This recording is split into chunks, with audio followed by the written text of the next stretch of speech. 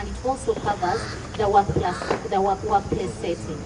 All these forms of violence manifest among women. It can be people who have already separated, and at times they have another different entity. You have gone together, and then you want to relate and clarify a few things. And if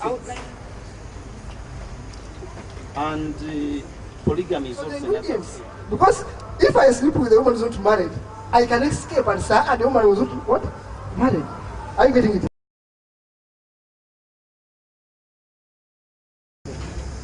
Madam Harriet Nabankama is a senior advocate, also working with FEDA Uganda. I was just sharing with her that if in the villages, at the grassroots, you will still hear FEDA Uganda. And because of the impact in fighting for stability in the domestic relations, I prefer calling it that way. Because when you say fighting for women, but we have also seen men or ourselves have been also victims of domestic violence from some women, but that may not be the bigger picture possibly, but I think it is a concern for all of us. I think anybody in his right sense wouldn't wish to have violence anywhere, whether at the domestic level or anywhere on earth. So you are very welcome, madam. And we are also glad that we have an officer from the law enforcement agency, the mighty and the friendly Uganda Police Force, the Assistant Superintendent of Police by rank, and that is Madam Nandi Katie. She is in charge of Child and Family Protection Unit at the Central Police Station, Kampala. I think all of us know Kampala.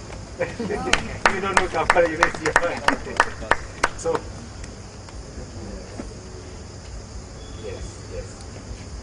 She's representing Afande, Anatole Mleterwa, who is the Metropolitan Community Liaison Officer of both Metropolitan Police, Community Liaison Officer,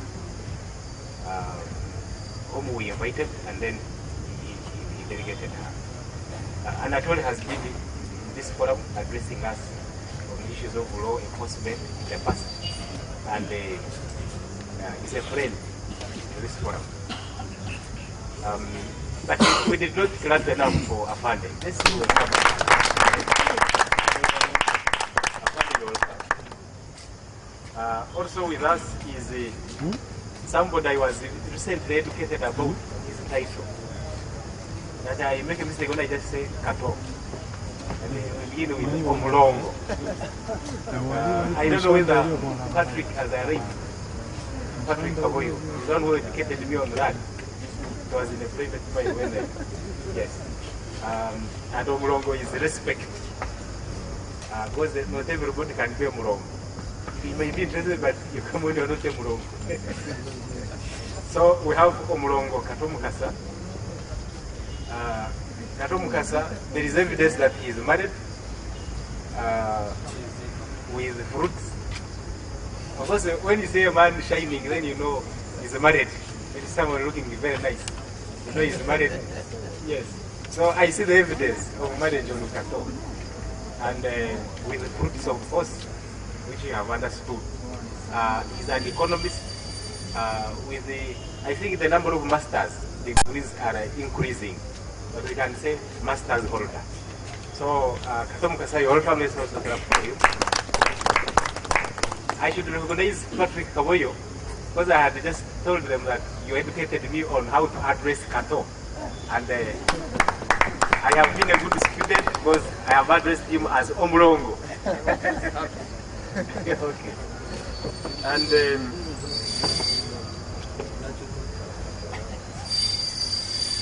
well, I think he also wanted to get on this physical one. Because, you know, no politicians can cause a kavuyo and then and he can even unseat me these people. I don't know what he wants. But also with us is Professor Edward Kakonge, entitled Professor of Biochemistry, with very many fruits in the world in terms of the education sector. Some of you are being taught by his products. You may only not know. And a former minister in a number of portfolios and a senior parent. So I think on this subject you will talk from experience and also as a lead of course observation and other cases which has been involved in handling domestic violence. With us also is Dr. James Kimera. He was invited in especially because he handles human rights issues of children and women care in his organization of Calum Africa, and we have ever been at his premises with the professor, and we saw a lot of work being done by a Pan-Africanist. Dr. James Kimera, you are welcome. Let's also clap for him. Now, there are many others, of course, our OAU veteran, one of the doctrines that will take us the other side, as you know. You are welcome. Professor is protesting, I don't know. I was saying. Hopefully, we shall go the other side through Israel. And the others. But Patrick Kasagam has been our chairman in Kanke University. And he's in the Toro Kingdom, liberating that part of Africa. We saw him here leading youth, also in the quest for a VIP, not a VIP this time. So you're welcome. I immediately, when he went back to Torah, I immediately saw that he will cause a stability there, and he's doing it. I call it stability. So, in the interest of time, members, others have been mentioned as well. I now suppose that we invite the official from FIDA first. My awareness is that FIDA has the most interesting information on standing for women because they do it practically. And when one of us went to the offices, we found many women there, and we think they had come to seek for help, and simply because they know that at FIDA, help exists. So we thank you for that, and it's my pleasure now to invite you to speak to us, Madam Harriet Nabakema.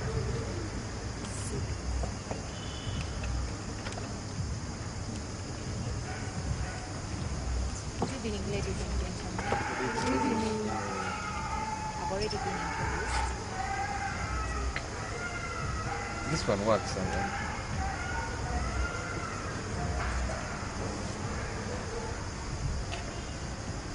I have already been introduced as Harriet Navankema. I'm a senior advocate at FIDA Uganda. I've worked with FIDA for the last 10 years, looking at empowering women, fighting for their rights, speaking to them, teaching them to assert, use, and enforce their power as women, and trying to open closed spaces in the country, at institutional level, at family level, in schools, and that kind of doing all in a verge to support women. Every time I'm asked to talk about domestic violence, the CEO amused me today. She said, Harriet, you go and present this paper. She gave me this letter this evening. And I'm like, okay, but I'm supposed to present a paper. Then she tells me, okay, Harriet, with your experience, you don't need a paper on domestic violence. So basically, I'm going to talk about domestic violence as a survivor of all forms of violence. And domestic violence is defined under the Domestic Violence Act of Uganda. It was passed in 2010. as any practice, any harmful practice that a person inflicts on another. It takes different forms. The kind of forms that domestic violence takes include economic violence, sexual violence, psychological violence, physical violence. Yeah, those are the forms of violence.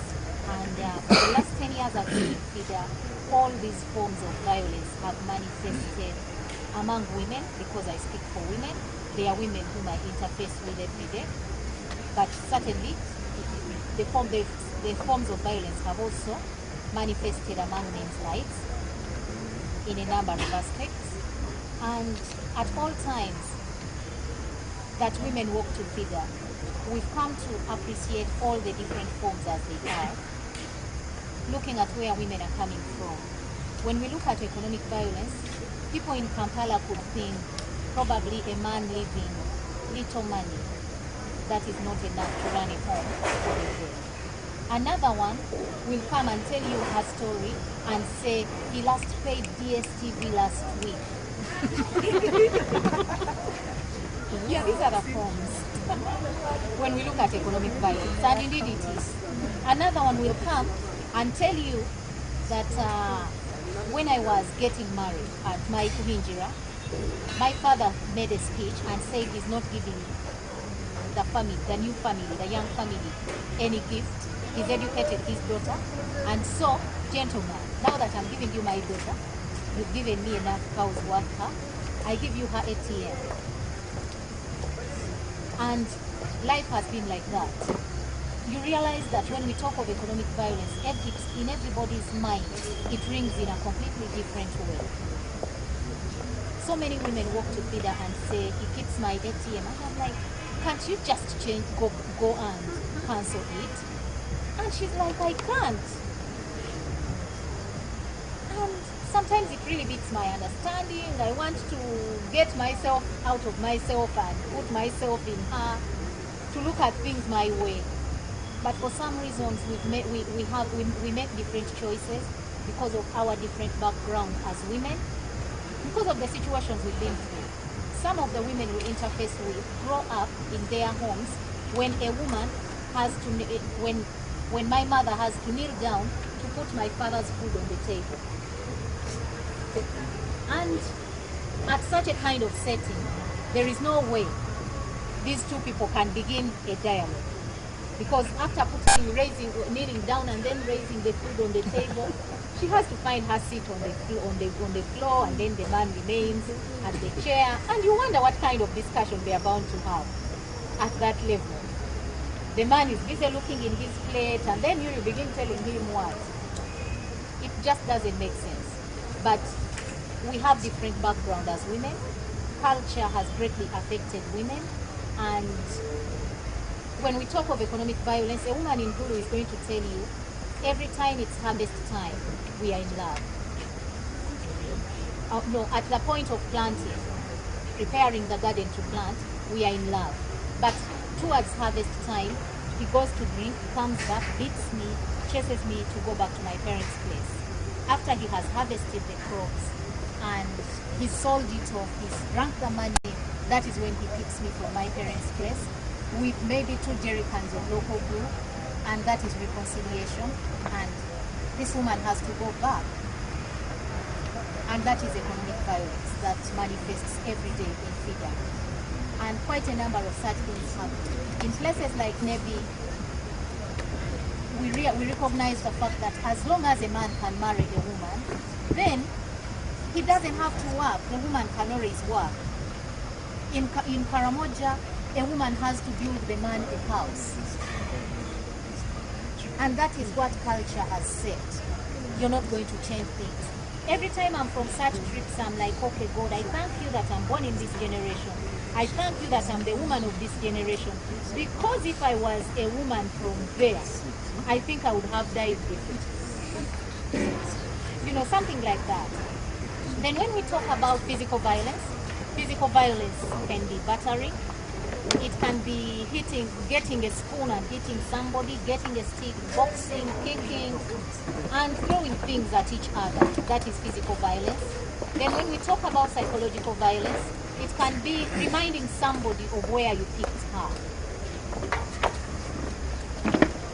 It can entail reminding somebody of where you picked her. It can be jeering. It can be doing things that really affect the other person, refusing to communicate to her. It can be taking phone calls in weird hours of the night that make your partner begin to suspect that this person having another relationship and that kind of thing. Then sexual violence also takes different forms. The kind of forms that sexual violence takes include forcing a woman to have sex with her when she's in her menstruation period.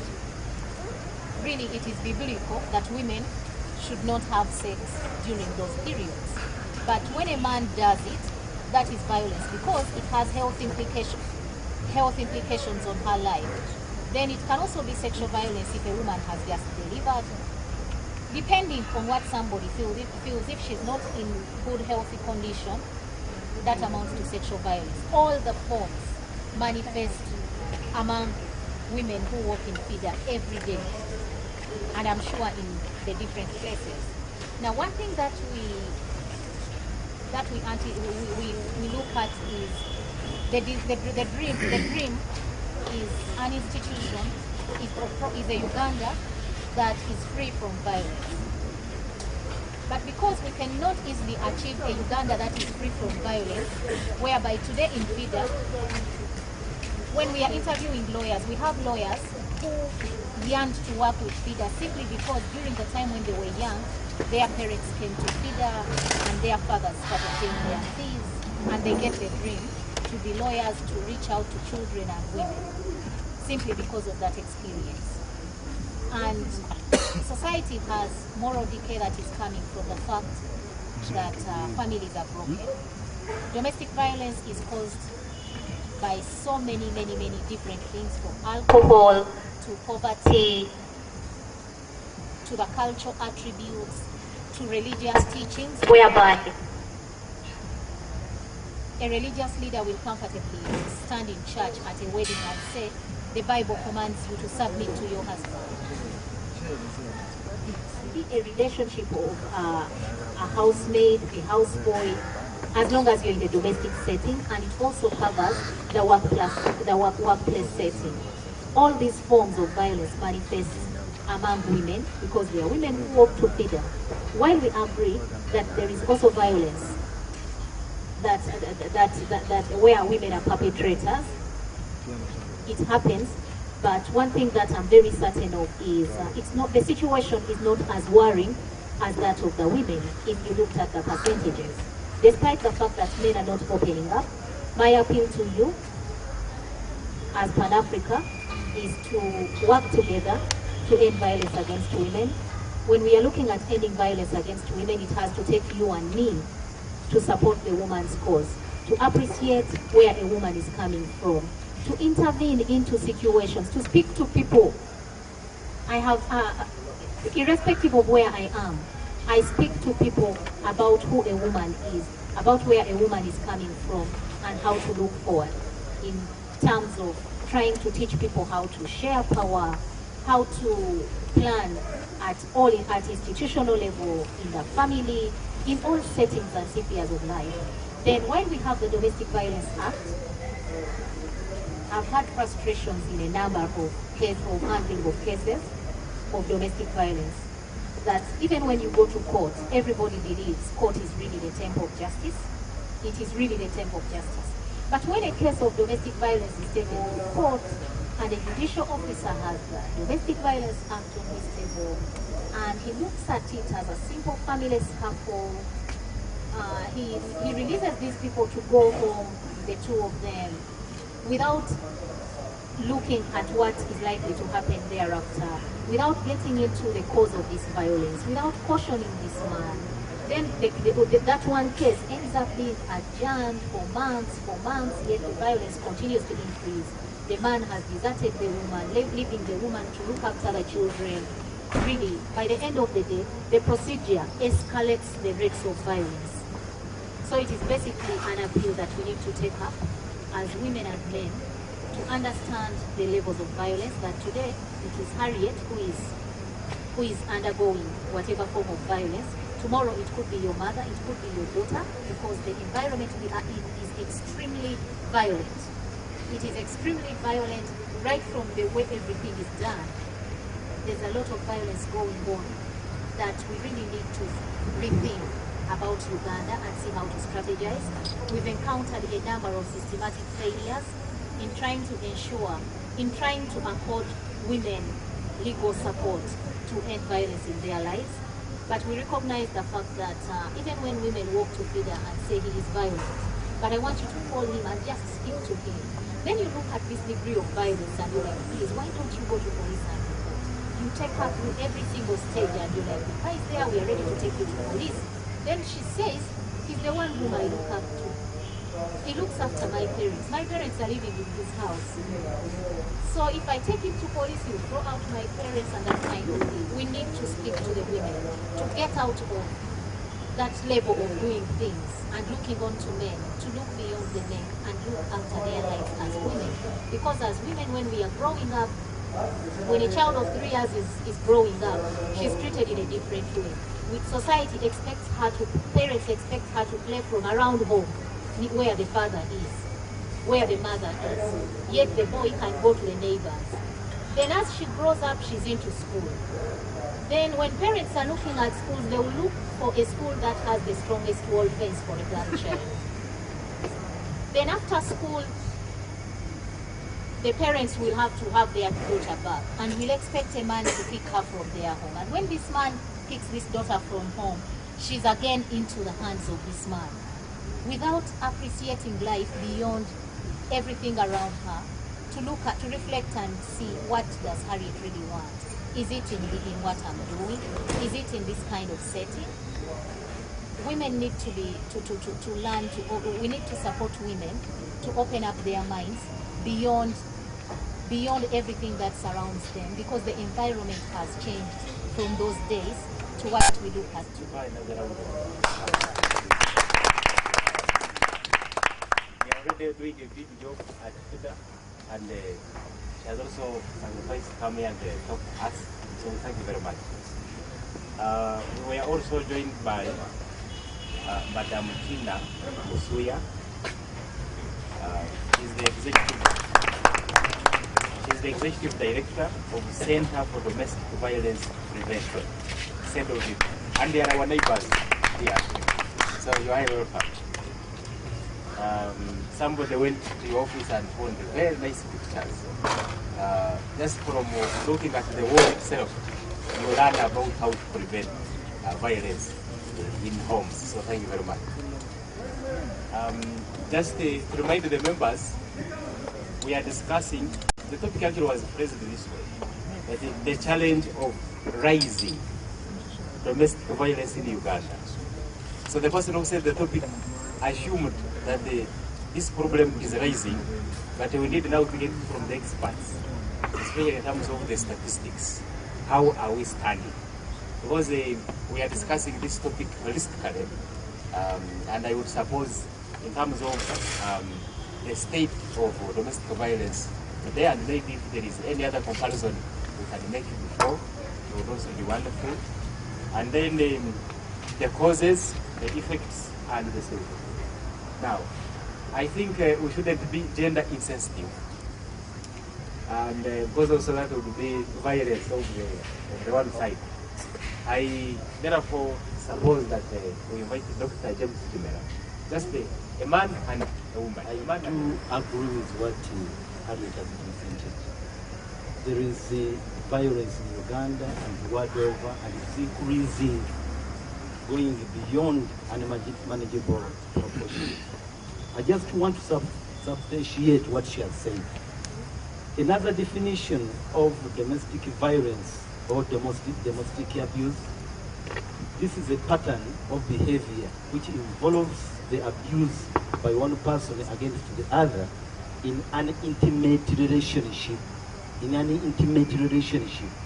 So violence happens in our families, in our homes, and indeed it is true there are different types of violence.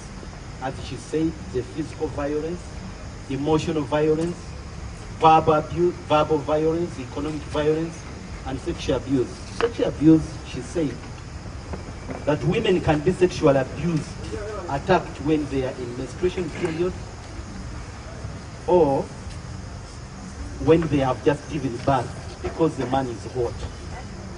It is also important to know that they can also be abused when they are not in the mood.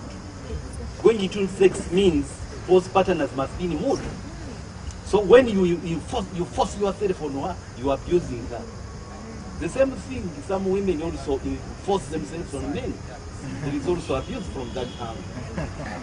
So I think that is also another kind of abuse. And this is terrible statistically, I mean worldwide, according to World Health Organization.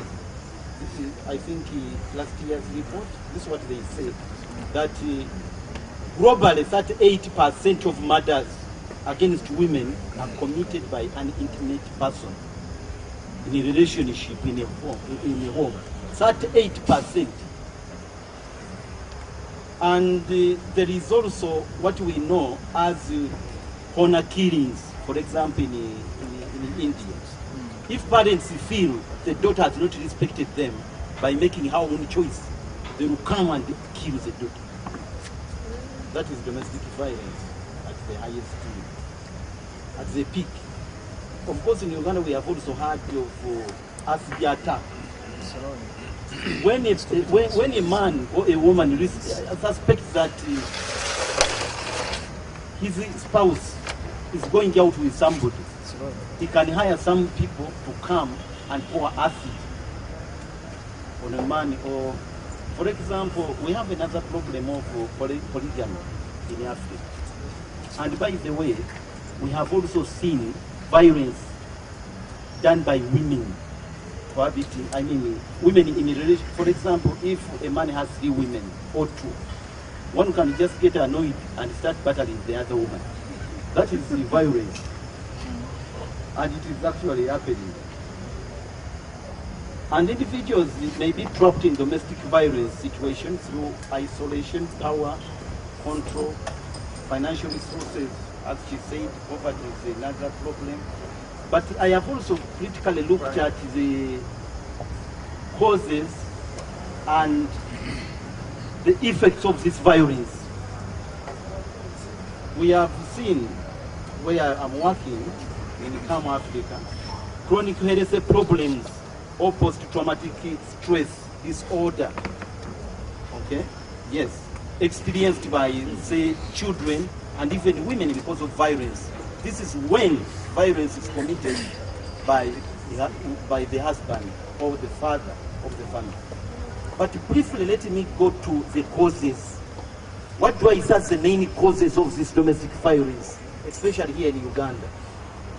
One, there is intergenerational cycle violence. Violence has been in the family for a long time. It is kind of generated, I mean inherited. I don't have lights here. And mental illness. It is very important to find out what would be the cause. A man who fights his wife often may have a mental problem. But here, how often do we take these people for medical checkup? Going to feeder is very good, but it's also important to take the other direction. Find out what could be the cause. It may be a mental problem. Mental conflict disorder. There are some people who feel inferior. Maybe he's married to a woman who is highly educated and feels some kind of inferiority complex. He can't he can't stand, he can't be with a woman who is very outgoing. You heard the story of the former Vice President, Dr. Kasile, was being fought by her late husband. Yeah, that inferiority complex. It's a kind of mental disorder. Jealousy. Some women are very beautiful, for sure, and they are outgoing. So somebody can suspect, say, no, my wife always wants to go and visit these places. There is something. Maybe he may find her talking with somebody else. And he feels jealousy. And he feels he can't control it. Say, how can I subdue And very difficult to date to subdue women. You know, culture has changed so much. Drug abuse. Some people are on drugs. Okay? When they take these substances, what happens? They become violent. Then alcoholism. In the northern Uganda, I visited a number of camps when we still had camps in northern Uganda. And do you know that most of the men in northern Uganda resorted to making this local brew, turning the food into local brew. Making the mwenge, out of maize, out of cassava. And that caused a lot of violence. Women could come, why do you just use our food for the children to turn it into, this alcohol business? And that caused conflict. Awareness of the causes and the effects. And polygamy is also another thing which has to be dealt with. Finally, it's also very important to, I think, to factor this in the education system and also to cause more awareness on gender issues. People don't fully understand gender issues. And that's why we say, that's why it's always said it is men who always violate women's rights. The other, it is, also women do violate what? But it is very important to know that men, there are a number of men who are gender sensitive and who always see women as mothers, as sisters, as aunties, as their daughters. I don't think that an understanding person would love to see his daughter, his auntie, his mother, his grandmother being beaten by another man and say, yes, that is true. So, Mr. Chairman, that's what has come to my thinking. Otherwise, I very much support what I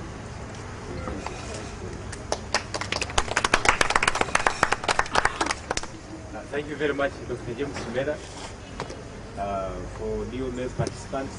Dr. Shimera is the Executive Director of Calum Africa and a lecturer at Makerere University. Thank you very much. And of course, what he says is wrong. I declare that as the chairman. Welcome. Thank you very much, Mr. Chairman. I've been already introduced. My name is still Nandiketi, ASP in Child and Family Protection Unit, ACDS Kampala. I got this information at around the 4 and I squeezed to come. My boss was unable to come because of other activities. Yeah, to go to the direct point, I concur with the Council Harriet and the doctor about domestic violence. Actually, domestic violence is on an increase, but I didn't come with the statistics because of the short period I was given. I simply came because this is part of my work in the office, and this is what I deal with. But next time we come, I think I'll be able, if at all there's a chance. Domestic violence is on an increase. We have so many cases of domestic violence. We have tried, but it is still increasing day by day, which has even approached onto the economy of our government. We are not developing because domestic violence has even targeted some homes, whereby you find that if a father is dead or a mother is dead due to murders. So we have so many murders, and where there are murders, the government is losing. So maybe to add on a bit on the definition is that what council has given us is okay. But I add on that domestic violence is targeted. Use this one. You only try to be aggressive. Okay. Okay, domestic violence is targeting people who are in a relationship. It can be a husband and wife. It can be people who are cohabiting. It can be people who have already separated. And at times they have a child or children in between them. It can be domestic workers, somebody working in your home.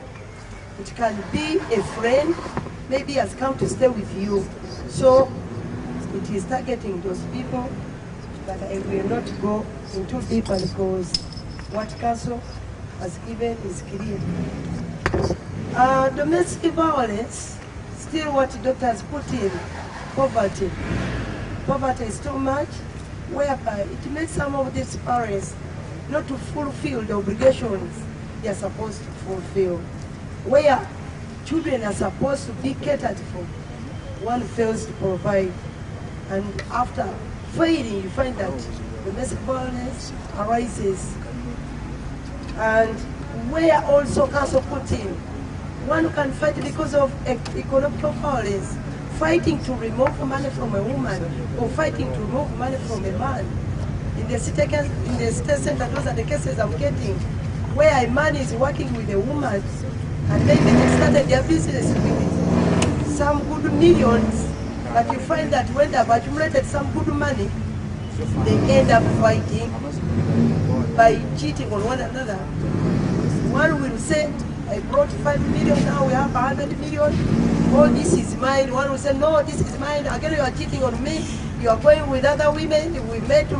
So that ends up into violence, including the drugs.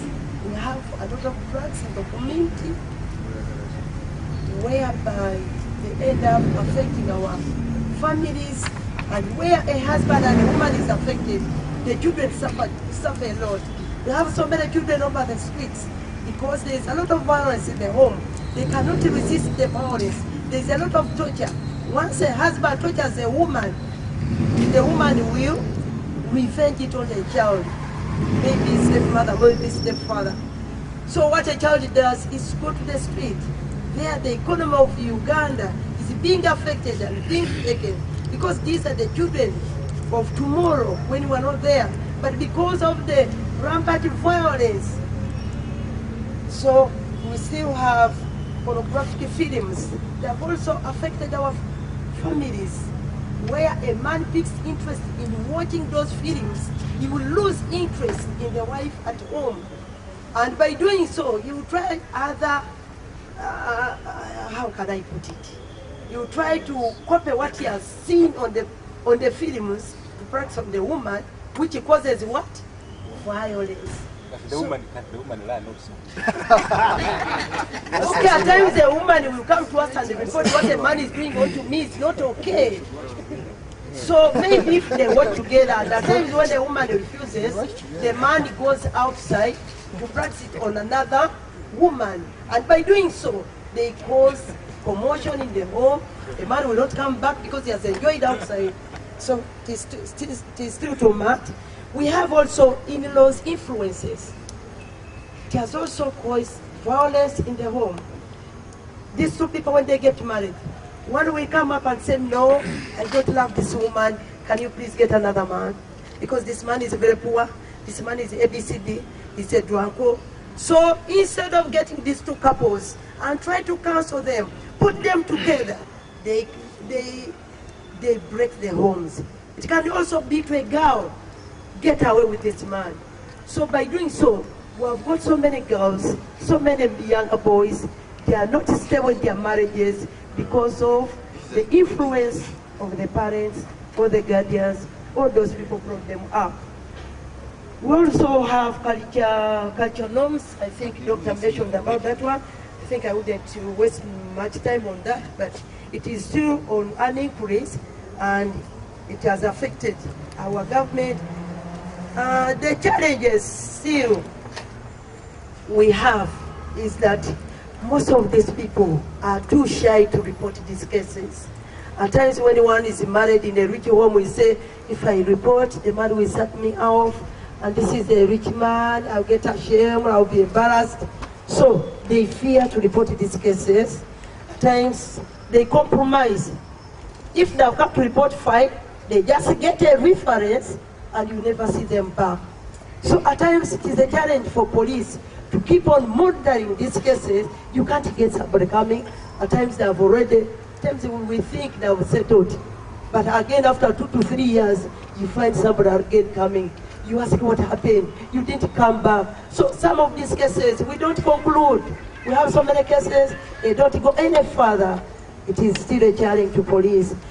We also have, okay, by doing so, the aggressor gets opportunity of affecting more, and the violence keeps on rising and rising because we are not implementing what we are supposed to implement. We have the laws to implement, but where are the people? They don't come to follow their files. Maybe, what are the solutions? I was given 10 minutes. I don't know why the chairman gave me only 10 minutes, yet others didn't give them. Let me try to speak with it. He's a corrupt and on the police officer. So let me go direct on the solutions. For us, okay, we have been sensitizing. That is the option we have. We are on radio, TVs, and everywhere. We have even made some brochures to see that we help the public to come on board. We help the public to report these cases because our children are suffering. And our nation is suffering. And where the nation is suffering, one can be in Lusida and die from Lusida. We can't gain from somebody who is already detained, who is there to work for our country, but is nowhere. So we have to step up with sensitization, and also we encourage parents with good parenting. Because once we have good parents with good skills, they will get our children with good discipline. But you know what? The children we have, most of them are with bad disciplines. Because the parents themselves are showing bad examples to these children. So we appeal to the parents to change, to love their children, at least to mentor them, to nurture them, so that within maybe 10 years' time to come, those children will be good citizens of Uganda, and it will help us to reduce the impact of domestic violence. Lastly, we work hand in hand with the stakeholders so that in case we get there, we don't finish these cases ourselves, and we don't target detaining all the time. I remember I have my mentor here who have been sending some of the clients to Tina. In case we get some of them, they need assistance, they need counseling skills. We say, Madam Sui, are you there? We are sending some clients. The Lord bless you for that good work. Thank you very much. God bless you all. Thank you very much. We have not a lot of time because we still have other speakers. And if the audience also is not extremely small. This is not right. Okay. So we shall have the minimum time possible for the guests remaining. But may I recognize Mr. Guma, Comrade Guma, whom Shana has to leave for another program. Let him have a minute or a minute and a quarter so that say something for the Honorable Shana welcome. Some people crying. Now we should solve it. First and foremost, I appreciate, yes, it is considered a vice, and therefore there is a law that prohibits it. But I think it's a misplaced law. Because we need to find out what is domestic violence. Why do you? There are various forms of. Why do they categorize violence? Because even the most extreme mode of violence, which is war, some of it is justified. If you have been reading the works of President Museveni, the works of Mao Zedong and others, there are just wars, which just wars for just causes. It involves bombing people, destroying property. Therefore, there is also justified violence. There is justified violence. It does not matter where it takes place. It can be in the exterior lines, it can be in the interior lines, including what you would call domestic. I have listened also to the president, if I can quote him as an authority, talking about male chauvinism. There are very many things that do with men and males. And what we call a sadist in English, that's a person who enjoys another person's pain. But I hope this is not media. No, it is not. This is a Pan-African. Okay. We have a sadist. That is a male who enjoys pain. No, that's a human being who enjoys pain of another person. I normally sit with the police. You are beating people and you are really very happy. But the other person is groaning, is happy, and for you are kicking and you enjoy it. Therefore, you are called a sadist. And that is in the public interest. No, the interest is not the issue. But the one who is doing it enjoys it. Whereas the other one is crying and groaning for you are enjoying it and you derive satisfaction. Like when Saddam was being hanged, Bush was taking it, he was happy. But those who are related to Saddam were crying, were yawning, and it's human, it's normal with the spirits. But then we have what we call male chauvinism. Not in the definition of President Museveni. Male chauvinism is the equivalent of sadism, where you enjoy another pain. You drive pressure also from another person's pain. I.e., because most of you are likely to have had it. Those who have not had it, you will throw stones at me. When you're having sex and the woman is saying, but it is painful, that's where you will want to concentrate. But you are killing me. There. Stop it. Then you advance. You hold the ground. You say, please. Now, then you keep where you stopped the other day. When you come back tomorrow, you want to start from there, not from the beginning. That is male chauvinism. In other words, it's expression of love. For those whose virginity has been broken, you know what it means. Have not been a virgin, but you know what it means and how the other party enjoy it. But it's painful. What do you do about it? When they are saying that, they are speaking the opposite. That is also male chauvinism. I think let us hear from the that's how you understand it. Now, therefore, we have different forms of expression of anger, and we have different forms of expression of emotions, including anger, emotions including love. I have a kid I love. I've told the kid, don't cry, because I know the consequences of crying. And the kid crimes. I come and talk to it. When you climb and you fall, you break your arm. And the following are the consequences. The kid does it. So there are various forms of encouraging it not to do so. One is positive, which is rewarding, buy her sweets and the rest of it all. But sometimes they don't work. So what you do, you give it chiboko. The purpose of chiboko is that when the kid is thinking about climbing, it should also think about what goes with climbing, and that is the negative consequence, which is chiboko. So you beat the kid, not because you are inherently violent, but it's because of the excessive love for the kid. So if you are my wife, and you have a certain vice which you cannot drop, why do you cry when we go with other women, which you call cheating? When you go with another woman, you have cheated me, and you cry. Because crying is an expression of a sentiment.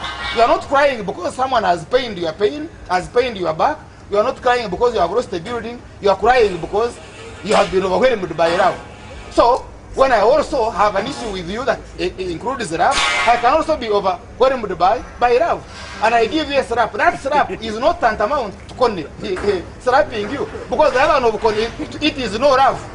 It is something else. But mine is to do with love. In other words, what you call domestic violence is elevated romance. Because you see, yes, elevated. It's the higher level. It's the higher level of romance. Because I hope the police is not.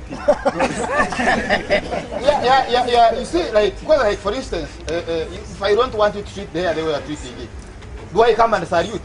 No. You know why? Our grandmothers used to pinch us. There is that mode of pinching. You hold the skin and you pull it. And because of these things you have copied from Britain, Britain has had problems. You remember the other demonstrations they had that were very destructive, where kids destroyed the property. I had the Prime Minister, I think then, not Blair, Brown, yeah, complaining that they needed to review their entire system on how they bring up kids. Because the family system collapsed. Why you are having kids, most of the kids you have, by the most people you see who are deviants, who violate the law, is because they didn't have very strict families.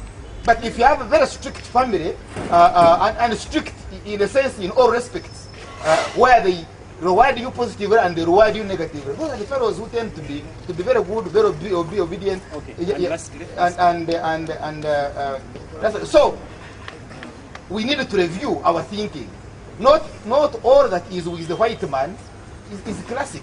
You know, the other day they underdressed a young girl in town for putting on a short skirt, a short skirt. This thing, the way you know how when they dress, where they are advertising those things of theirs. But the response was extremely very positive. Whereas it was condemned by the women movement, I saw most women fearing to do it. And yet you can dress decently for Muslim girls to do it, and by then they look very decent and very smart. Yeah. So society has a way. It can tame you. And so madam, when you get some slapping, it's because of love. It's because of love. But it is an elevated love. By the way, not all women have experienced all the love. You may have experienced some bit of love which involves even kissing. By the way, is also abnormal in its own way. But when you go into matters of love, then there is a rage.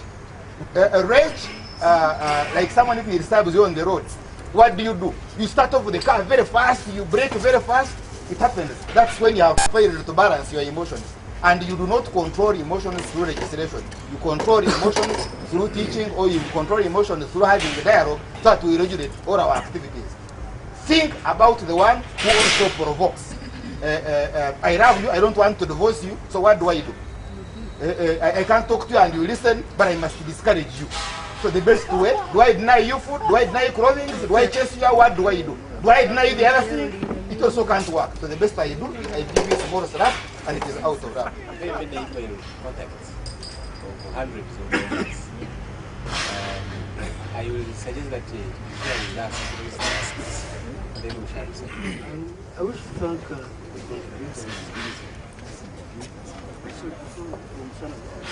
because actually he has raised some very because there are actually definitely men who have pleasure in inflicting pain as a form of which is of course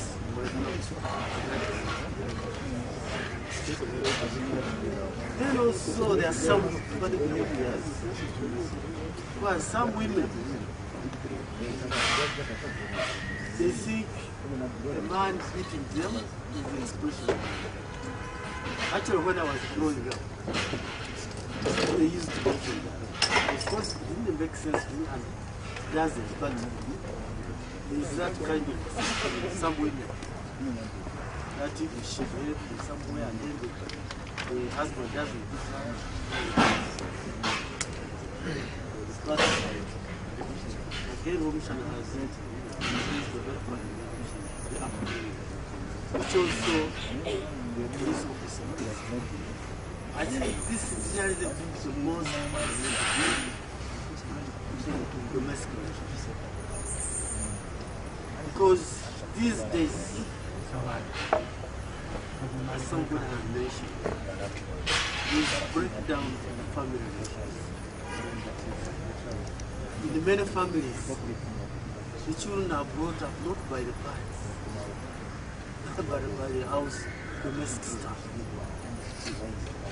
So, the interactions which a child needs, particularly proper bonding with the mother, this is very crucial. Actually, all these exercises, the problem you have created, the meaning you have spoken about, they indicate that those children never bonded properly with their mothers. They never learned love when they were growing up. So they grew up out of wilderness. And those are the products. Actually, even I can assure you, even some of problems we have had in our leadership in Uganda, you can see negatively, you have started these things that person or something never bonded with them. So never learned to love, never learned to care, and as a result, the person grows up in a more or less in a hostile environment. I've never appreciated being loved, and of course, there's no love. So, what the police officer said, the failure in families, the failure in our upbringing. For me, I regard myself as being very lucky. I regard myself being very lucky because my mother was my best friend. And she was very close to me. So, and she actually taught me a lot. And there's one particular thing which actually helped my marriage. She told me when I was young, how can you marry somebody and you say you love that person, and I doubt, and then you beat that person? That thing actually sank in me. It sank in me, and I still say it. And of course, the issue is that this is another human being, an adult. How do you start bringing somebody who is your wife and then beat her? Unless you're mad or you're really abnormal sexual, and you don't have respect for the person you have brought and love. So, but this is actually a problem with young people. And all over the world, families are breaking down because of lack of parental care, parental relationship, and parental grooming, which is a sad thing. So, I would emphasize what police officers say. We need to train parenting in a real sense, not just shouting and advertising this kind of thing. There has to be proper orientation, and even the religious groups are not helping us much. When we get married, it's fine, they take you through courses, which we do 2 weeks, and then we get married. How you have your relationship with another person, another different entity? You have not born together, and then you want to relate for the rest of your life. So, lack of proper grooming, proper parenting is the biggest. Happy to be in this space, and I'm just going to add and clarify a few things. I would like all of us to really interrogate with this issue. And maybe I'll pick on what Honorable Ramshana said about justifying violence, really. It's not in any way a sign of love. If it was, then Honorable Ramshana, if you have your daughter, on the day you're giving her away, ask your son-in-law to express his extreme love and box your daughter. Box her, even maybe break some bones. Then we shall truly believe that that's a sign of love. I've never seen anyone on a marriage ceremony or when someone is proposing to another, starting by a beating. So let's really take this seriously, because we are talking about lives. We are talking about families. We are talking about safety. And when we are talking about domestic violence or preventing violence, it has nothing to do with Western values. Which African here doesn't want to be safe? Which African here doesn't want to feel respected, man or woman? Which man or woman doesn't want to be treated fairly in a home? It has nothing. Please, let's not disconnect with other issues. I very much crave to be respected and to be treated with fairness. That's what we want. Men, women of this country are extremely precious, and we must promote values that are going to treat both women and girls, I mean boys and girls, men and women, fairly. Because we want strong homes, we want a strong country. One of the things that I want us also to interrogate deeply, the reason violence is escalating is because we tolerate it. When we see it, we keep quiet. When we see it, we justify it and say it's a sign of love. I'm very sure many of you know someone, maybe a friend, a relative, a neighbor, who is fighting the partner. But how often have you approached this person to say, no, that I can't tolerate that behavior? You let it go on. We let it go on. That's how it is continuing to happen. Then there are norms that are saying, do you know how dangerous that is? you're telling someone to keep quiet and endure. And violence thrives on silence. Because it starts as a slap, it becomes two. Before you know it, people are killing each other. So the whole culture of silence really sustains this violence around. And of course, people need to understand that the use of violence is a choice. Many times, of course, things fuel the violence. But I want us to interrogate deeply around alcohol, for example. Often people say, oh, when someone is drunk, they become violent. But have you really interfaced with that to see that much as this person has drunk, they are choosing who to be violent with? They don't, a few of them will fight everyone, but most of them, they will not beat the colleagues they were drinking with. They will not beat whoever served the alcohol. They will not beat the police officers who tell them, Kawunyemu. They will select only one person, the partner. So the use of violence most times is a choice. People can choose to act differently. I could be angry, then I might go to talk to a friend. That's a better option. I might keep away. That's a better option. It's not a violent one. And then as we are raising children, we are teaching them violence.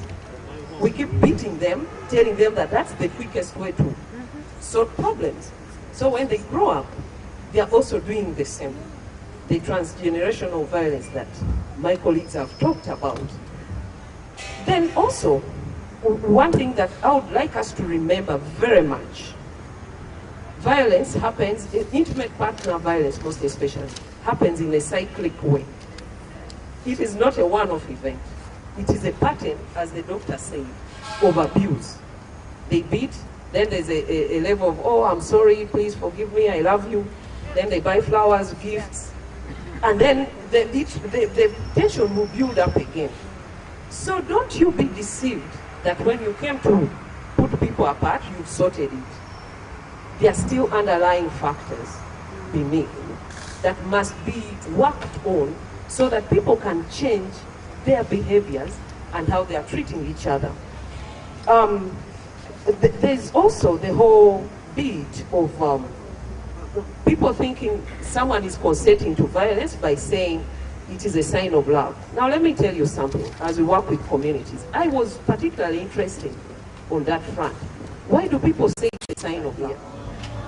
Maybe let's also get closer. This violence we are looking at is a critical problem. The national statistics around domestic violence began in 2006. That's when Uganda Bureau, the UDHS report, the first one ever to include domestic violence questions, was in 2006.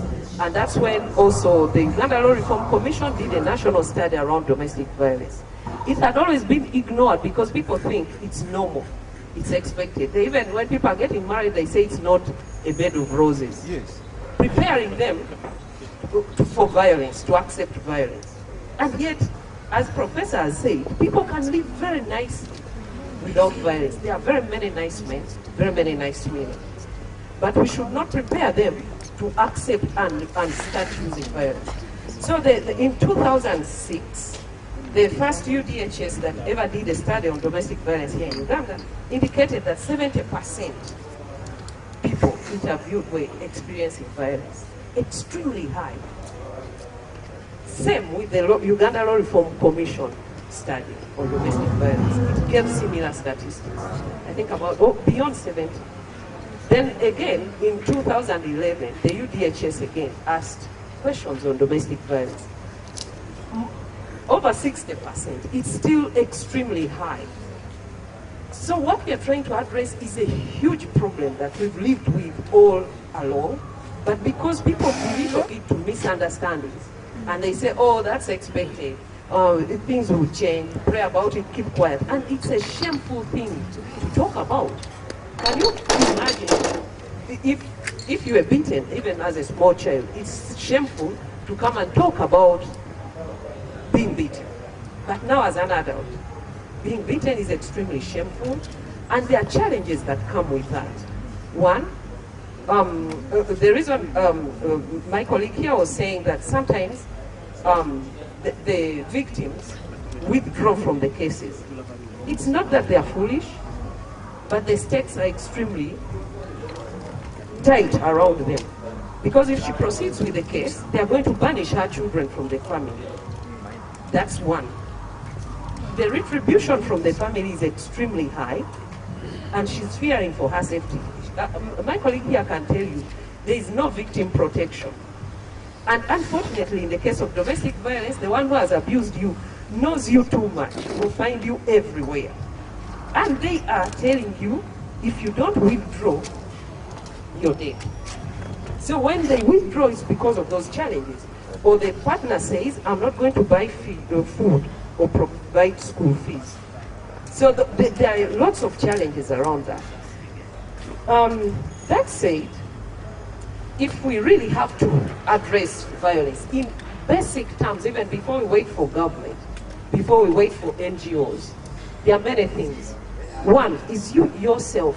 How are you interrogating about how relationships should look like? How are you treating your partner? The time you saw violence, what have you done to tell whoever has used violence not to do it? And how often have you looked at the options that you have about not using violence in any form? That's like the quickest thing. The other thing is around all of us understanding that violence is a choice. You can really choose differently. Yes, yes. And violence comes with quite a number of consequences. Uganda's economy loses 77 billion to domestic violence. Can you imagine what that would do for youths? Into services, unproductive work, health treatment, court cases and so on. It's a lot that is being lost there. So it's such a big problem, we need to pay attention to it. It's breaking up families. I have colleagues and people I know who are saying, no, I won't get married because I just don't want to get myself into that mess. Can you believe that? I'm not PPP. I'm a humanist. I'm an economist and lawyer by training. And I'm also the executive director of Halea. I want to welcome the panelists.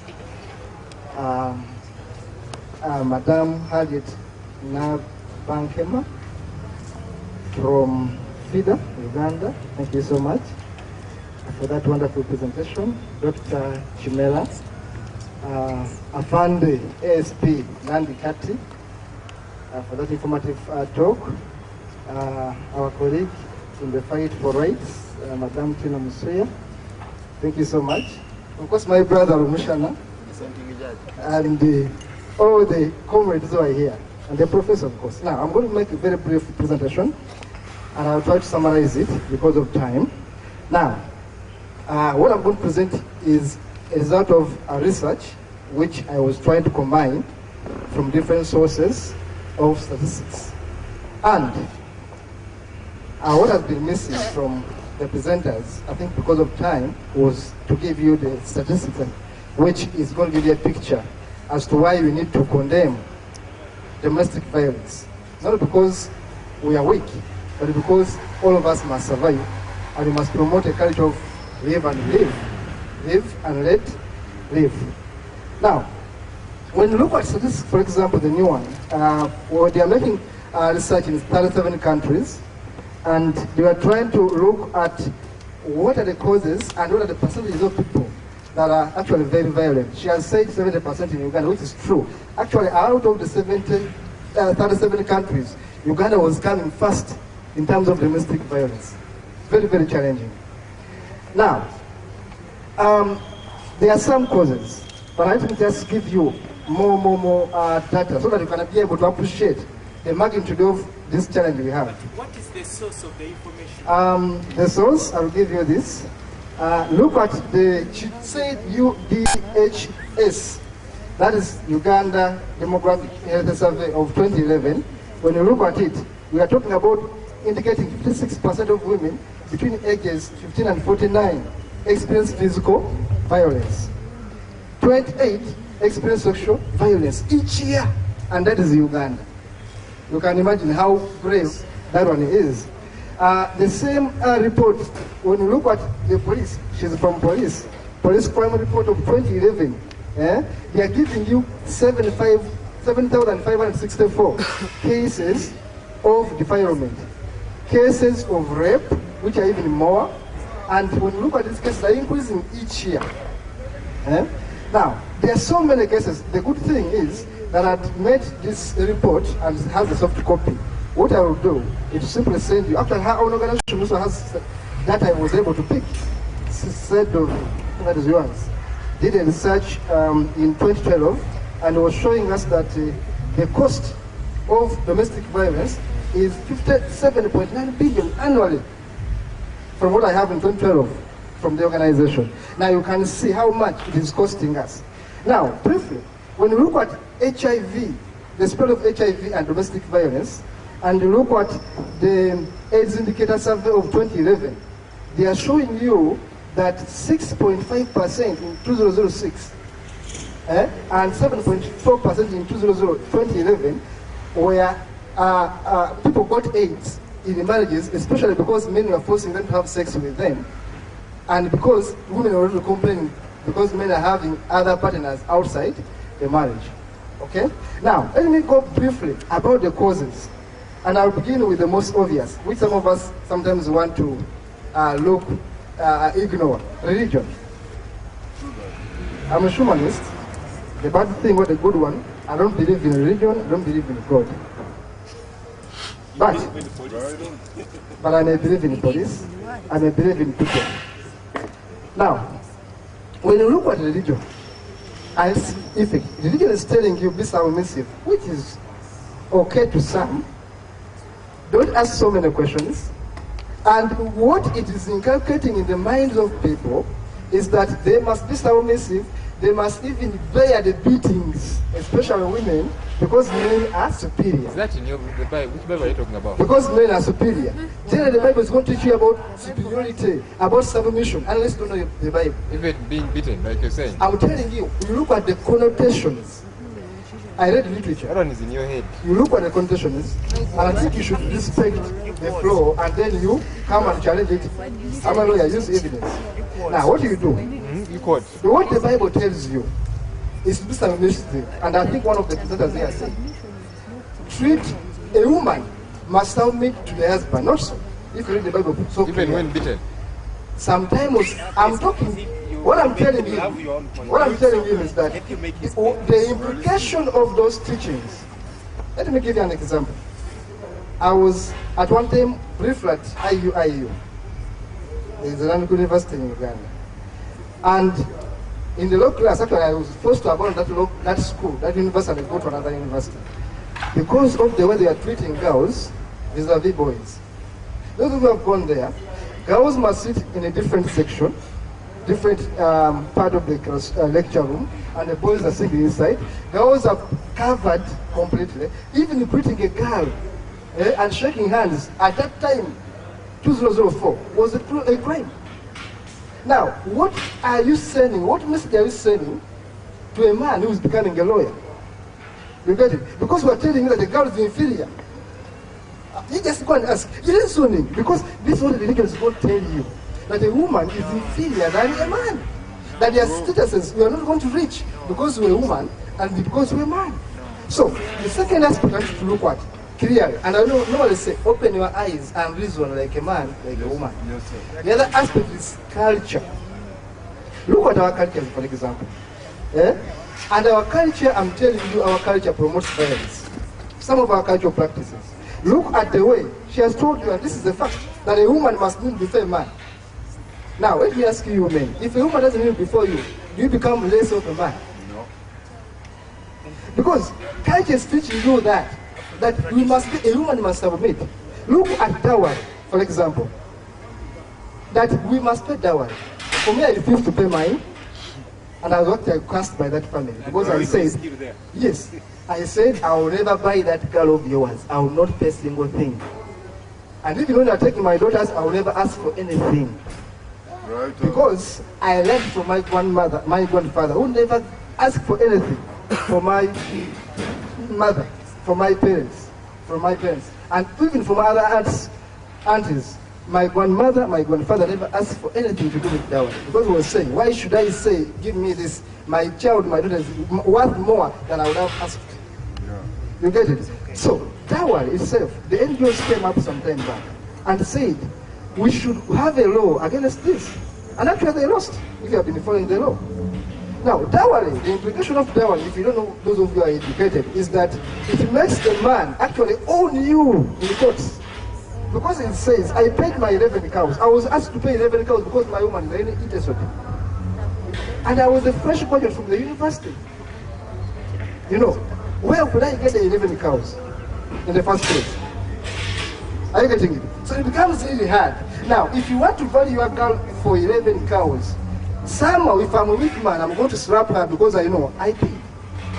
Somehow, I'm going to demand even sex even when she's sick or she doesn't want, because I know I have a right, and I'm putting in courts. After all, I bought you. I treat you as a commodity. Look at violence elsewhere. Look what, I'm sorry to quote this, this is the fact. Look at the Sabini, female genital mutilation. I don't attack a tribal culture, but look at the violence against the female person, cutting that genitalia because of culture. In other words, you are saying, if you are not cut, if those parts are not cut, the sexual organs are not cut, the clitoris and whatever, you are not a woman, you are still what? A girl. Now, what message are you saying to the Sabini men in terms of treating their women? They are commodity, they are less than men. Culture sometimes can also be dangerous.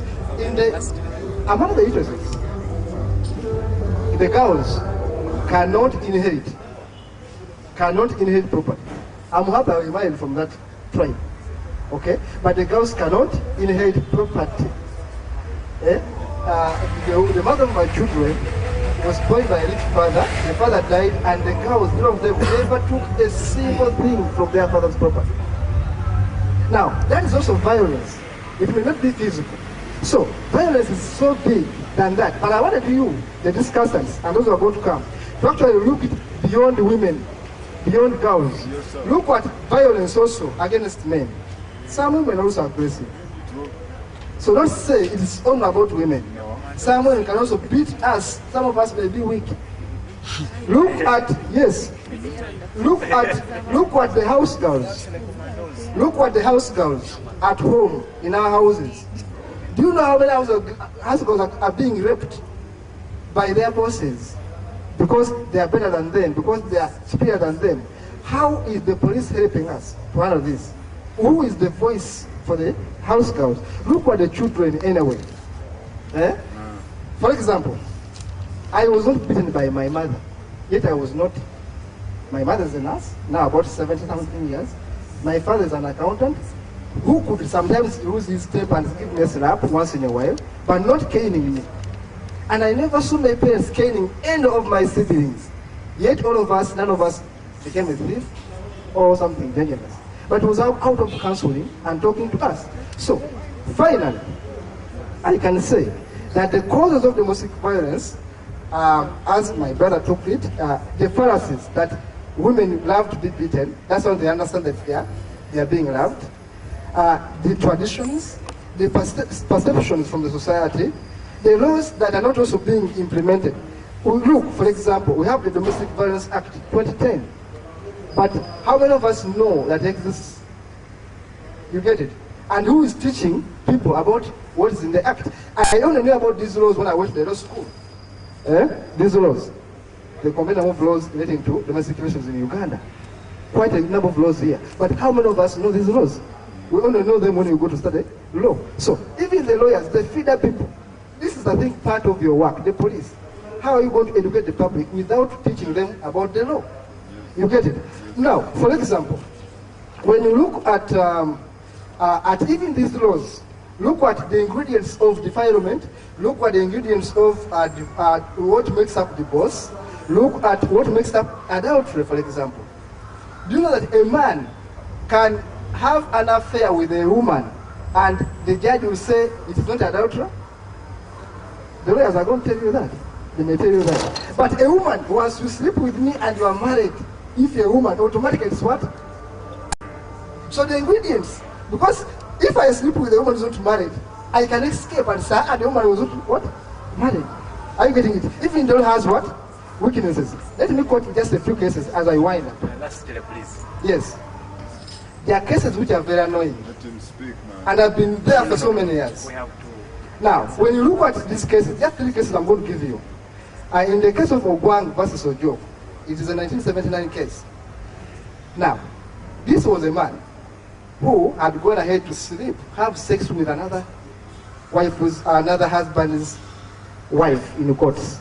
But because the husband had not paid the dowry for this woman who was cheating with another man, when they went to court, they said, you are not legally married because you have not paid what?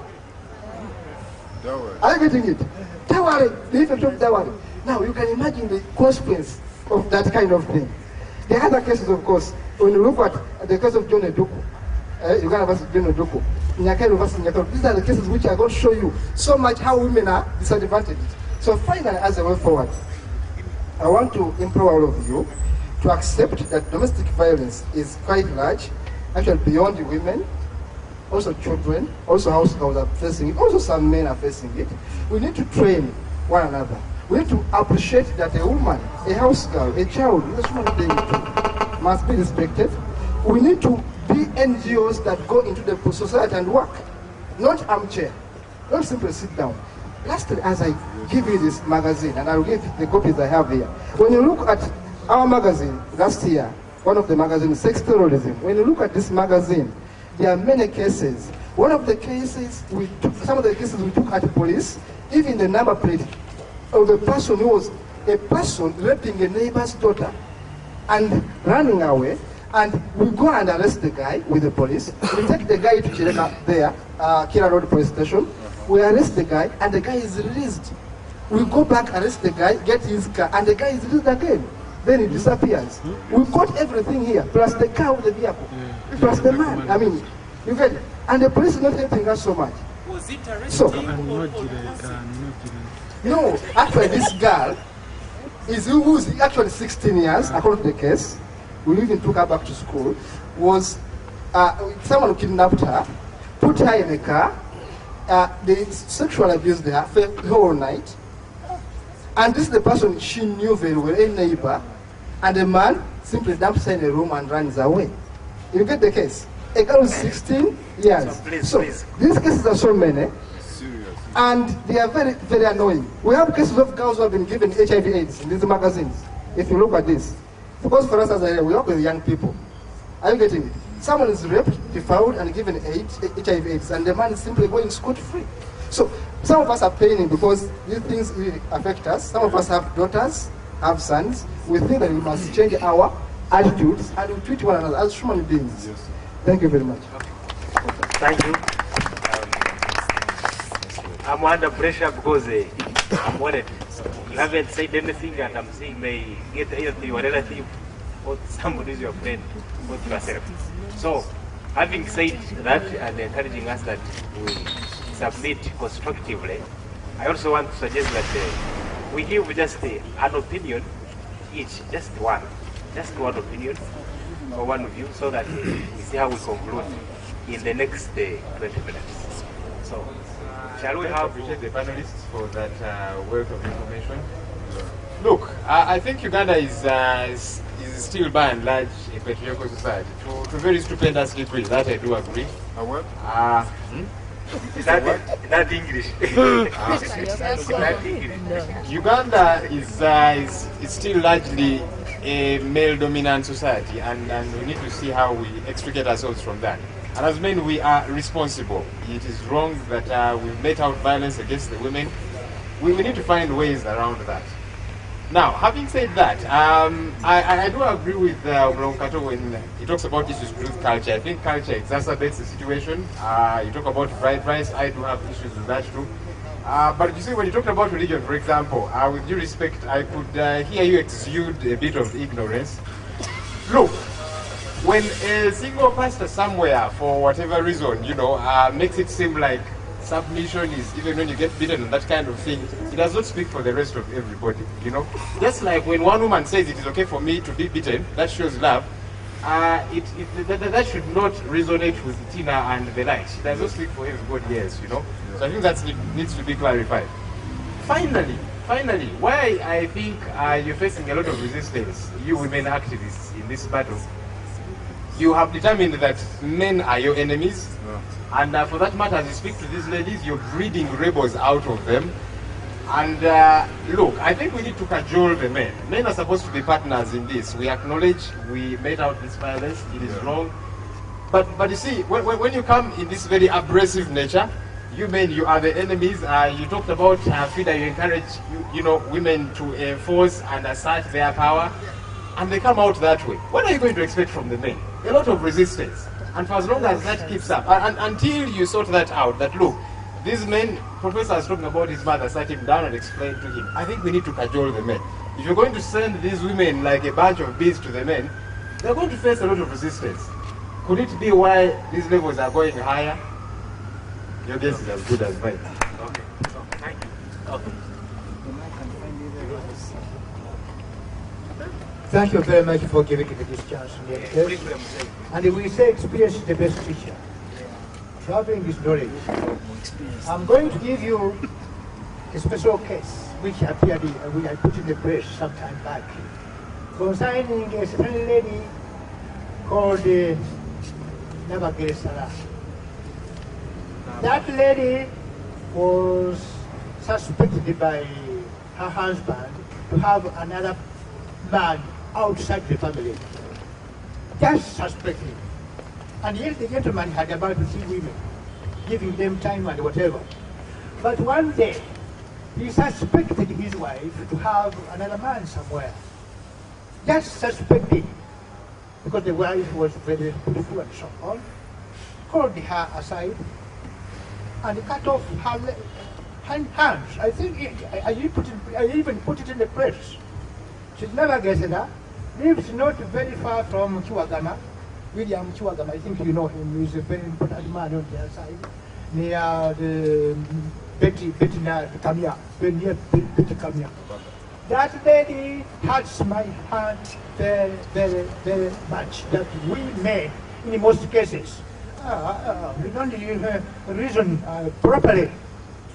You can have 2 women, 3 women, give them chance, time, 2 days.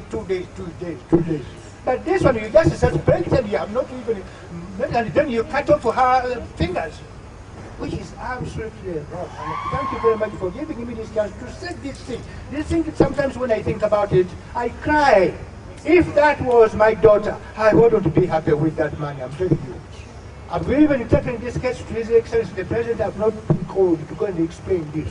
Women must be treated as human beings. Without them, we are no other there.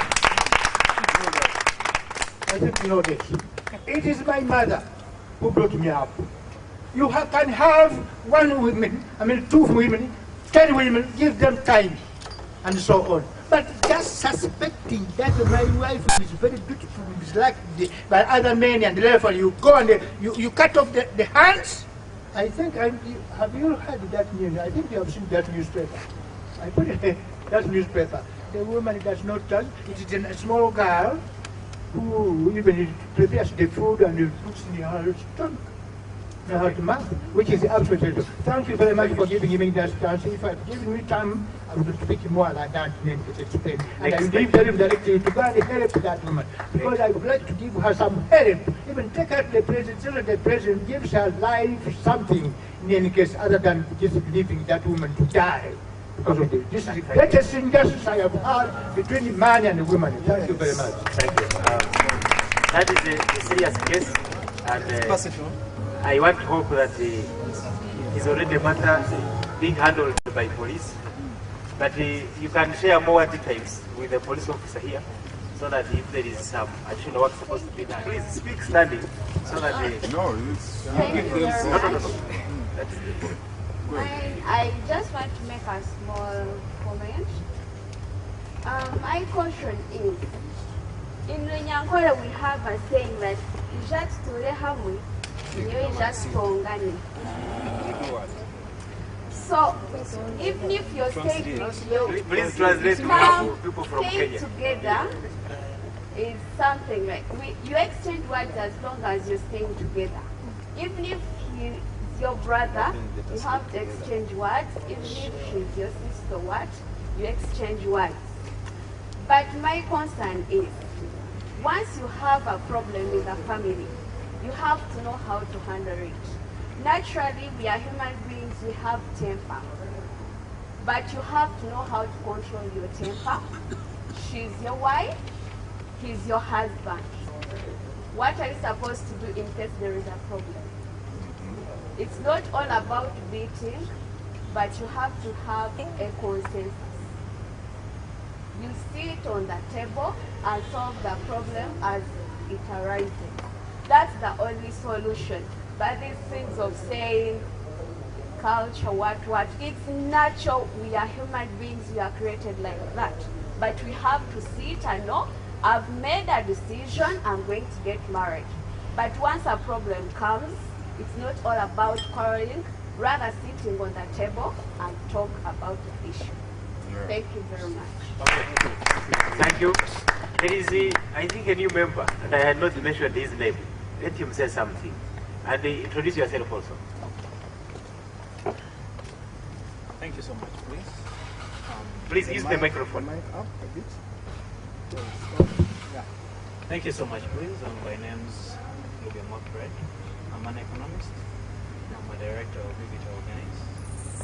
But I got to know about this by a colleague of Black Awards, Mr. Chiwanuka, who's a Jamaican. I've liked today because I really got this meeting with you guys and it was nice. But what you were skipping, what you didn't talk about so much, is the key cause of this, poverty. You know, all of this is derived from, everything is derived from the mindset. If the man comes back at home and the wife is asking for the kilo of sugar, so the guy has got 100 shillings that can't buy a quarter of it, what do you expect when the wife asked for the same thing yesterday? It's not about religion. It's not about, it's about poverty, and poverty destroys discipline. People are trained from childhood with a lot of discipline, and they'll maintain the discipline if at all the way of growth is maintained. So before we do anything, before we come here and talk about this, I assure you we shall talk about this for 100 years if we don't fight poverty.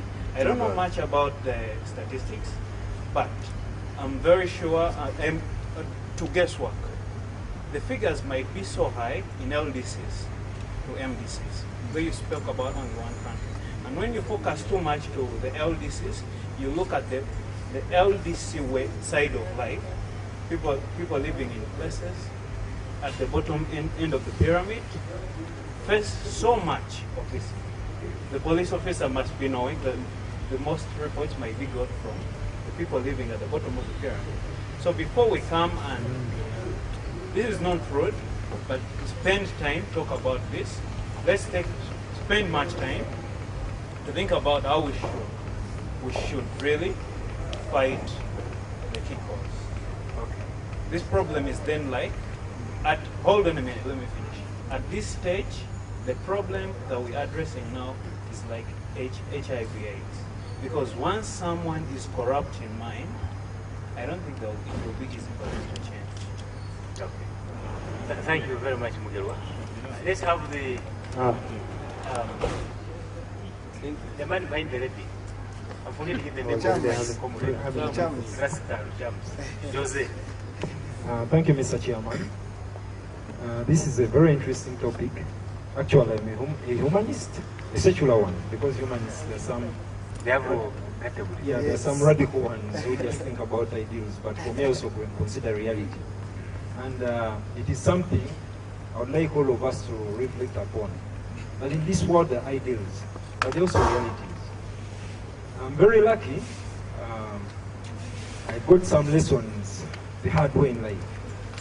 The first girl I ever loved in life broke up after slapping her.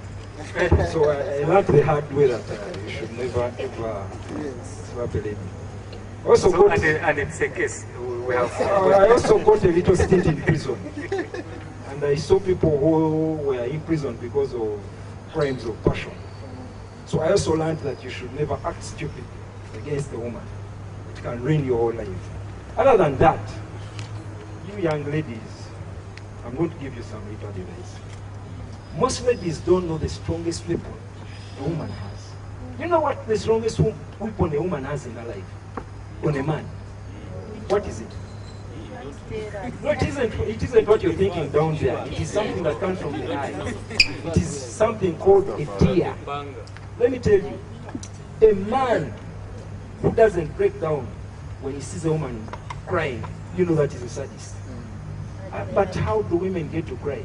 You know, sometimes you're quarreling with a woman and you're bringing out words and she's also bringing out words. No, the slap will do, she will cry and you will forget all she had wronged you, and of course that is if she doesn't just cut off the relationship like the other girl did. Now, other than that, we should get serious, and because we mentioned here, people have mentioned, ladies in relationships have problems. They have to report the men, but they also have to go back to the men. At the end of the day, while you people are just saying that the man also looks after her, how do you start imprisoning the father of your kids? What will you ever tell your kids? So we have to debate these things rationally. Most women activists, for them, like I said, they're not secular, they're not rational in their approaches. For them, all they know is rights. But look here, everything has a limitation. And in this world, it is like I'm alive.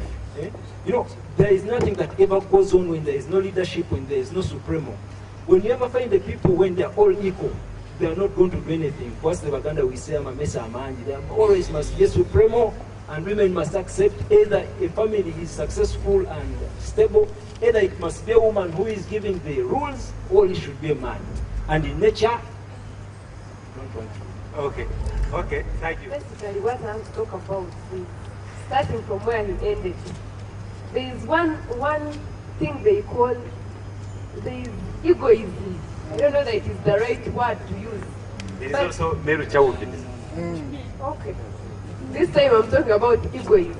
Where people have, where men have been either brought up or nurtured to think that they are actually supposed to be men. And we do not dispute the fact. But your superiority does not mean that, you don't have to listen to me. Yes, you're superior, yes, but there is something I also contribute, whether by talking or whether by sitting down and we discuss. Because naturally, human beings are created different. She talked about it. The only way to solve this whole thing is learning to respect each other. Everyone, I think, has talked about that.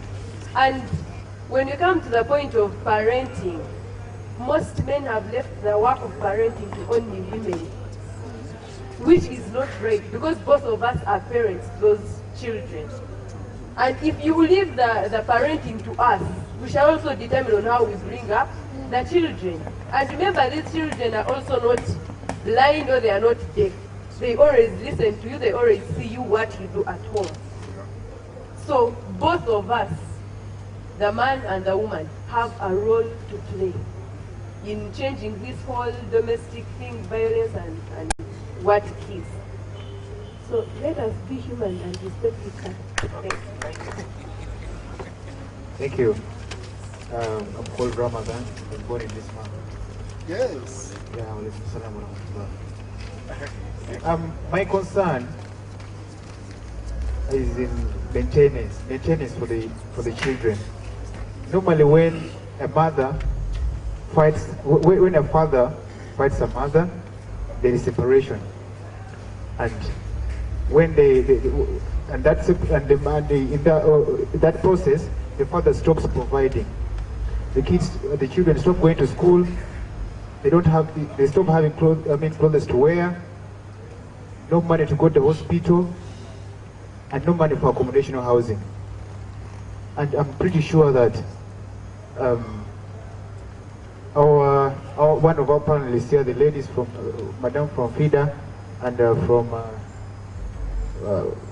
Mom here from the police, and said of it.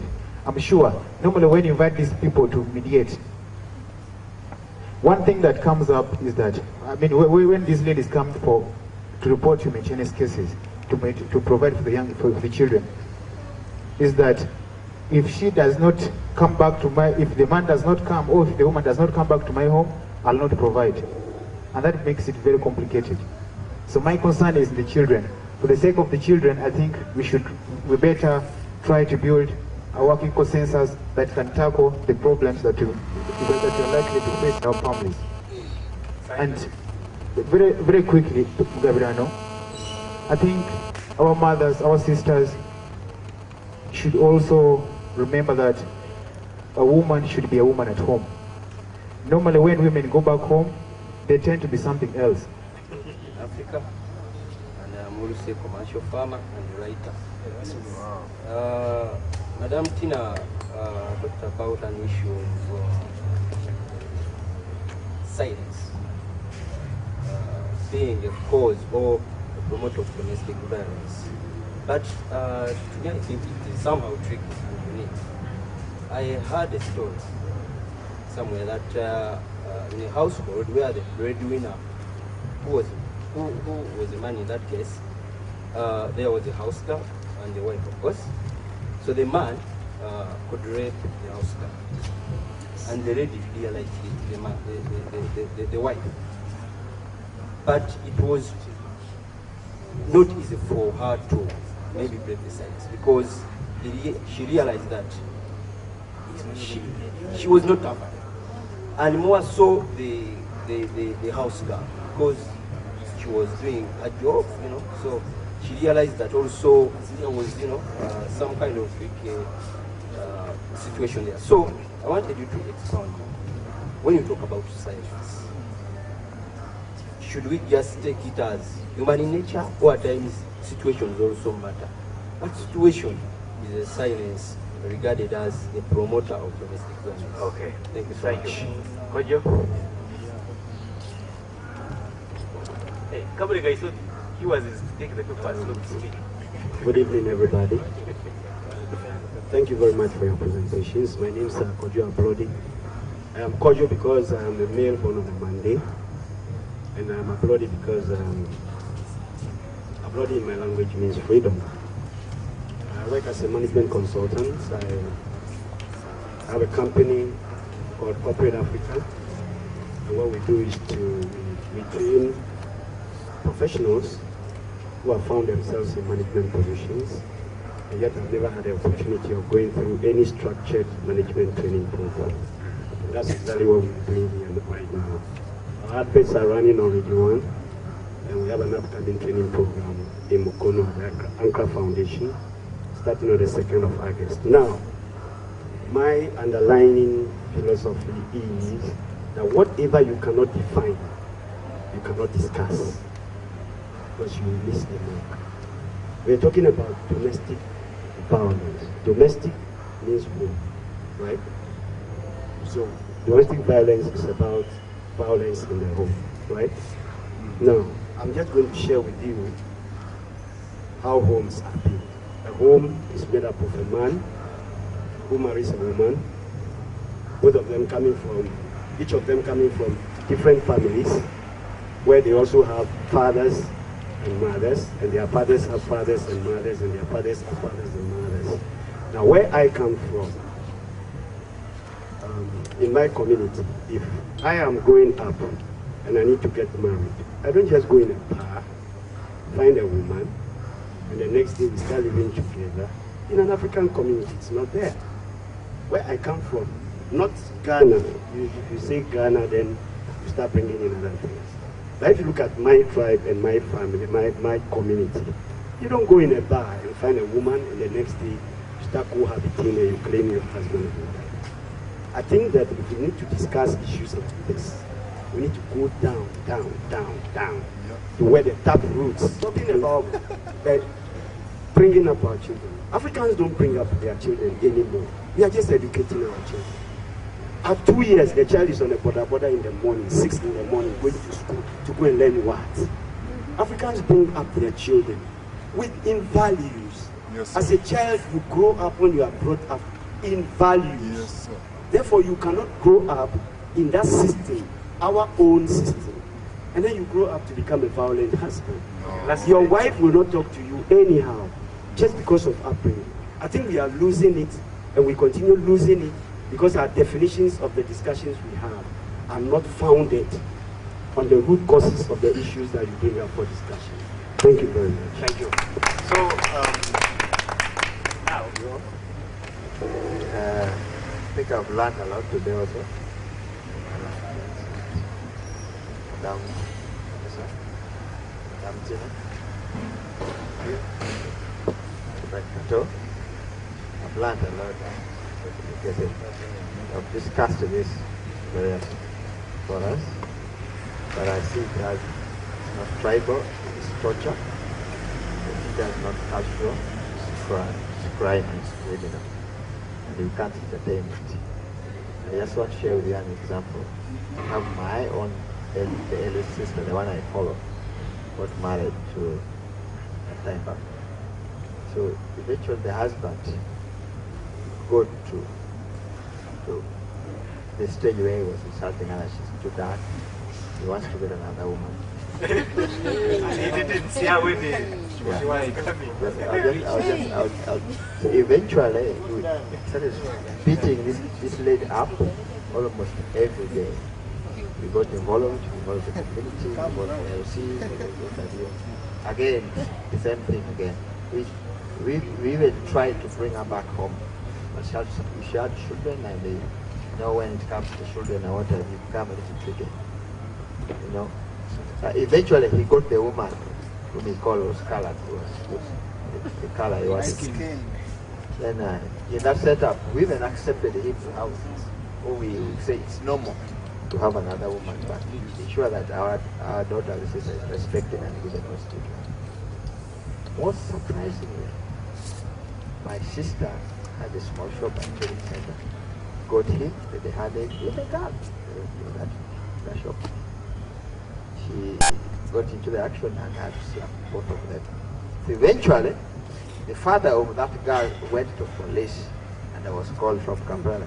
She said, arrested, assault. What happened? The girl went complaining that his heart teeth was involved. My sister took a lot of action and used a lot of force. You know, she got arrested. My sister got arrested. And this was so please, maybe to cut the long story short, quickly. Yes. So, I have pressure the guests have to leave.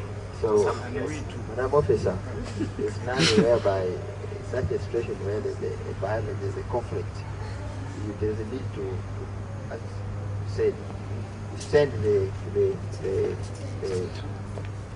forces down to meet the parties, investigate, compile the report, and feed you with enough report before causing an arrest.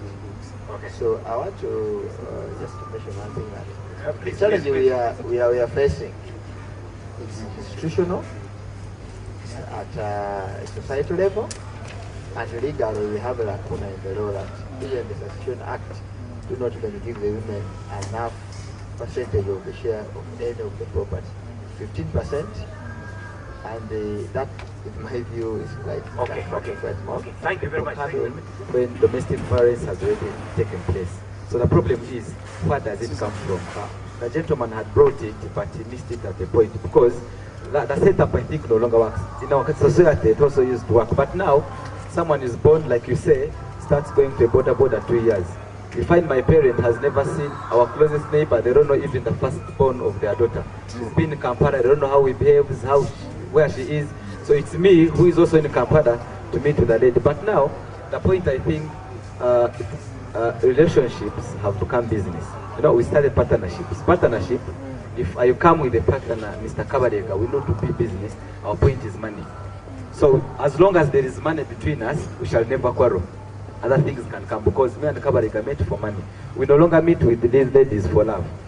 For the last 4 years I've been dating. I've dated thousands of ladies, but at the end of the day, I find no one loves me. These people need money. I think you can try for a magazine. I don't know, maybe because they have learned. So, okay. The point, there are two things that rule the world, faith and love. if I have a belief that if you get someone for love and love each other, you'll endure everything, and you can never raise up your hand for. So we need to sensitize people. And another thing I've learned, I've been reading about victims of violence, of domestic violence. We consider much women that are suffering because for them, the victim of the abuse is most of them injuries and all that. But I've found that also men are suffering a lot because for them it is too much psychological. They don't go to the police to report. But the main point is, what I want to conclude is, let's start from the point, the start of the family. Thank you very much. Now, please, Kabulega, first hold on. Let Madam first make a comment and then you make yours. My take on this is, at the moment, the clock seems to be irreversible. We have children who are coming, who are coming from violent families, and they are bound to breed violence. So the best thing to do is to embrace the Domestic Violence Act as it is. To me, it is a perfectly very good beginning point. Let's embrace it. Let's lobby government to address the systemic failures in respect of domestic violence. Then along the way, as at the point at which this law is very strict, all the jealous institutions that are implementing this law understand the law, and we are having people being prosecuted over domestic violence. Very sure that government is ready to protect the survivors of violence at all levels, from the clan and all that. Then to me, I really believe it is a perfect beginning point that can be used to mitigate violence, while all the other efforts are coming in of speaking to school children to know that violence is seen and that kind of thing. The church leaders do their part, the youths do their part, and that kind of thing. We need collective efforts to curb violence. I was simply tickled to say something. One by him, Kato, and another by the general discussion. I would love to dispel any misconception that some people wanted to say, especially Romshana, that maybe sometimes violence is cultural. Yes, when you look at our people, when you go to the Wasoga, sometimes you feel like it is part and parcel of marriage. Because when a Msoga fights the wife and the wife runs home, they will ask the wife, does he buy meat at home? Yes. Then that's no, go back. You see that kind of arrangement? And it is a common thing, everybody knows that, and you reported it too, or try to find a place for it in domestic violence. But I think the thing should be well put. I would rather we call it female genital manipulation. Because in the east of Uganda, they cut it. And then in another part, when you go the direct opposite in the east, they elongate it. Don't you think somebody is tampering with what God made naturally? So, if people like it elongated that side, how do you think, why don't you think they might like it halfway the other side? Thank you very much.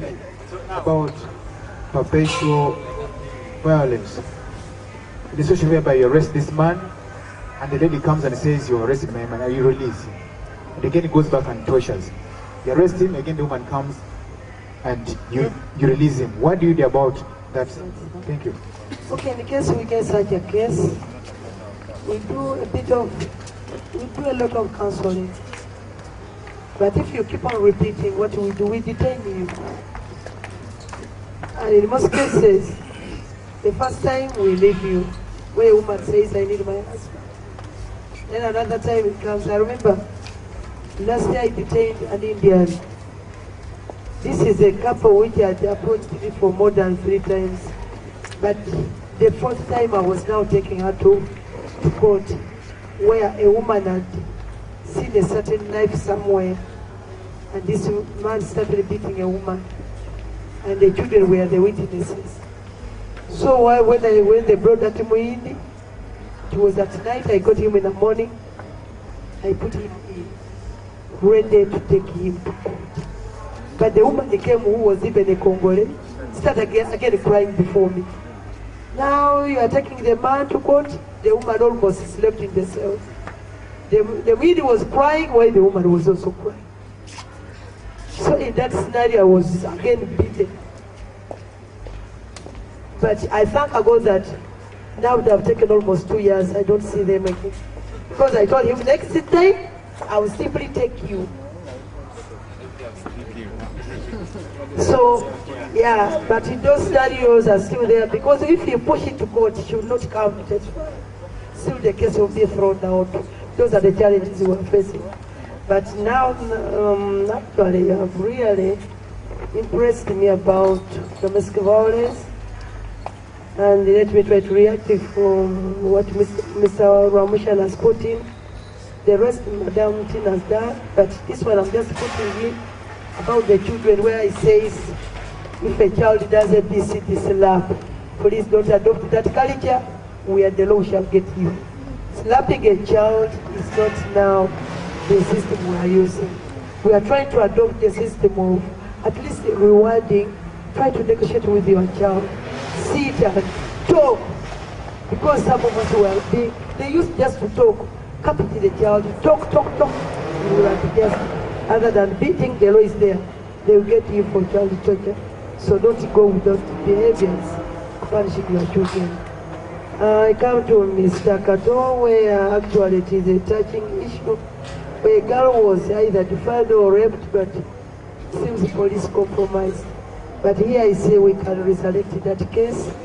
If the case is there, we can still push it.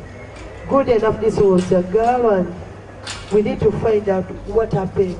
We need now, you can be in touch with the PSU. When you are in touch with the PSU, they will get the real police officer, find out why is it so that the case was not pushed to court and the neighbor is still moving. So it's good you have brought it up. Don't keep quiet, let us work right together to make sure that this girl gets her justice. Then another one was, how does police help the public? How shall we help them? Okay, here you brought it in that people don't know the law, people are ignorant. We are right on the ground, we are doing community policing, we are still doing, but we shall continue to do it until the public. Yeah, what you brought is also a challenge. Resources is also a challenge. At times, maybe when we have some issues that can divert us, as you can see, our Uganda, there is also for us back, but we shall continue. Then there is another one of our colleague. He talked about a sister who was arrested. Okay, maybe what I would appeal to your sister was that he was the first who was mistreated. He would not handle the law by her hands. The option was to go and report her husband, whatever he did. But for her, she wanted to revenge. That was the scenario which was very bad. Thank you very much for your insights. I would like to really start from the point of Mose, re-emphasizing the value of life and humanity. I think let's all, when it comes to violence, let's stop being weak. Like the example he gave us of the man who choked the woman. A crime is a crime. Because even officer, whatever other crimes, whether he has killed someone, his wife will cry. Do you apply the same standards if the wife came crying and saying, oh, you're taking my husband, who will buy food? If he has maybe stolen or what? You won't listen to that crap. So when it comes, it should be based on the gravity of the offense committed. That should be informed, because even the Act says domestic violence cannot be accepted by consent. It is outlawed. So we need to send a clear message that this should stop, because often the person who is violent, someone said let them sit and talk. That's an assumption that they both want to make it work. What you need to understand is often the person who is violent wants to continue controlling the life of the other person. So the dialogue without proper, now like in the case of your sister, how do you control someone and beat them because they are dark skinned? They'll always come up with another reason. That's one thing you must really understand.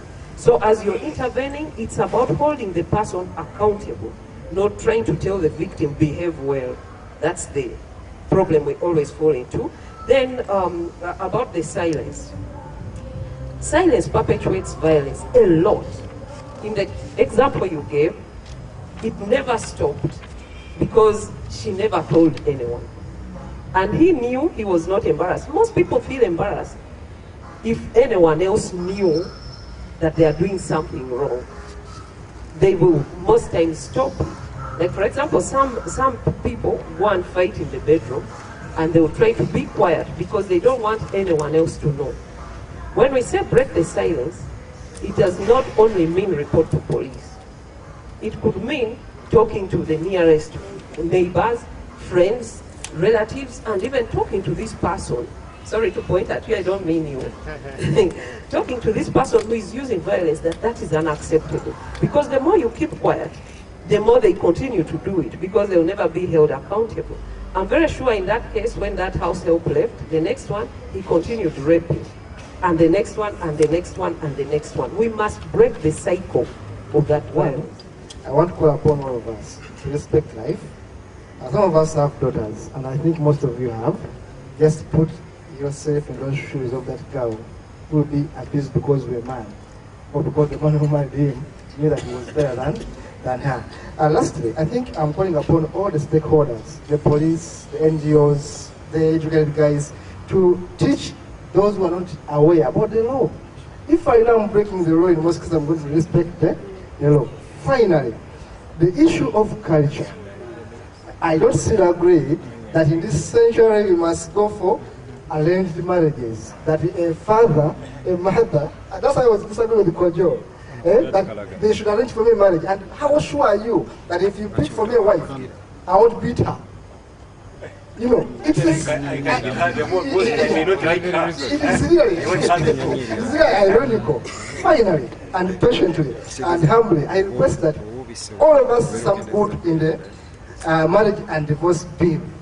To me, I was supporting it because it was saving us, especially to alleviate some of these problems, because that is very good laws.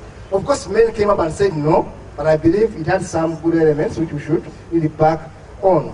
And finally, some practices such as dowry, we need to check them because they also perpetuate violence. Thank you very much.